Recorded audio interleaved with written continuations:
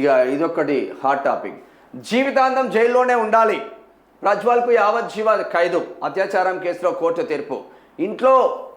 ఇంట్లో పని మనిషిపై అత్యాచారానికి పాల్పడిన ఆరోపణలు రుజువు కావడంతో హసానా మాజీ ఎంపీ ప్రజ్వల్ రేవಣ್ణ జీవితాంతం కారాగారంలో ఉండాలని బెంగళూరు ప్రజాప్రతినిధుల ప్రత్యేక కోర్టు న్యాయమూర్తి సంతోష్ గజానన హెగ్డే శనివారం తీర్పునిచ్చారు. 11.35 లక్షల జరిమానా విధించి అందులో బాధితురాలకి 11 లక్షలు ఇవ్వాలన్నారు. ప్రజ్వల్పై 4 అత్యాచార కేసులు ఉన్నాయంట. ఒక్కటంటే పోతుంది, 4 అత్యాచారం. ఇక్కడ మనం ఏమనుకుంటామంటే అధికారం ఉంటే ఏదైనా చేయొచ్చు అన్న కోణం ఉంటుంది కదా. ఇక్కడ కొండా సురేఖ అధికారంలోనే ఉన్నది. హెచ్డి దేవగౌడ మనమడు మంచి నార్మల్ క్యాండిడేట్ కాదు. ఇప్పుడు వీళ్ళు కూడా దాంట్లో ప్రభుత్వంలో భాగస్వామి, ఏడా కేంద్రంలో ఉన్న బీజేపీ సర్కార్తో భాగస్వామి.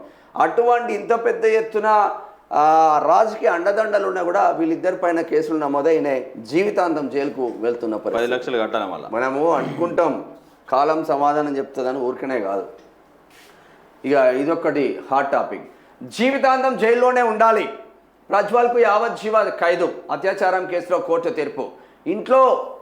ఇంట్లో పని మనిషిపై అత్యాచారానికి పాల్పడిన ఆరోపణలు రుజువు కావడంతో హసానా మాజీ ఎంపీ ప్రజ్వల్ రేవಣ್ణ జీవితాంతం కారాగారంలో ఉండాలని బెంగళూరు ప్రజాప్రతినిధుల ప్రత్యేక కోర్టు న్యాయమూర్తి సంతోష్ గజానన హెగ్డే శనివారం తీర్పునిచ్చారు. 11.35 లక్షల జరిమానా విధించి అందులో బాధితురాలకి 11 లక్షలు ఇవ్వాలన్నారు. ప్రజ్వల్పై 4 అత్యాచార కేసులు ఉన్నాయంట. ఒక్కటంటే పోతుంది, 4 అత్యాచారం. ఇక్కడ మనం ఏమనుకుంటామంటే అధికారం ఉంటే ఏదైనా చేయొచ్చు అన్న కోణం ఉంటుంది కదా. ఇక్కడ కొండా సురేఖ అధికారంలోనే ఉన్నది. హెచ్డి దేవగౌడ మనమడు మంచి నార్మల్ క్యాండిడేట్ కాదు.